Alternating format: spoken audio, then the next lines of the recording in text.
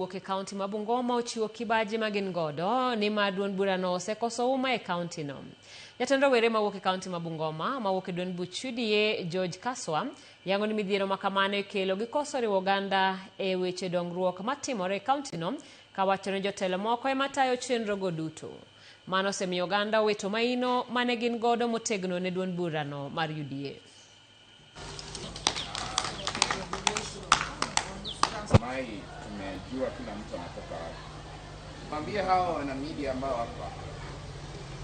After 2022, we were over 300,000 registered members in UDA. Yes. Right now, as we are speaking, we are 130,000 or something, meaning that there is a problem. The loyal members of UDA are being left out in empowerment programs. Yes. So, Bwana President, we want to tell you today that actually these members that are here have a voice and they want you to listen to them. Mheshimiwa Rais, nataka uongee na wale elected leaders from Bungoma County.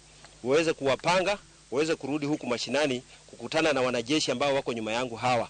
Kwa sababu hawa wako tayari kufanyia chama ya UDA kazi, lakini wakati mwingi hatupatani na wale elected leaders ndio waweze kutupea mwelekeo, waweze kutupea kofia na t-shirt, tuweze kuingia katika mikutano mingine. Na tunaomba president wetu ruhusu kila chama haswa UDA because you are the party leader of UDA na wewe ndo baba wetu. Na sisi watu wa Bungoma tunakuita, we need you as our father. Bungoma tumekaa kama orphans because hatuna baba yetu. Baba, tunaomba utu embrace, tunataka tukuje tukae na wewe chini kama baba, utengeneze familia yako. Through elected leaders, nominated leaders and aspirants, we want to forge and move ahead as a party with unity.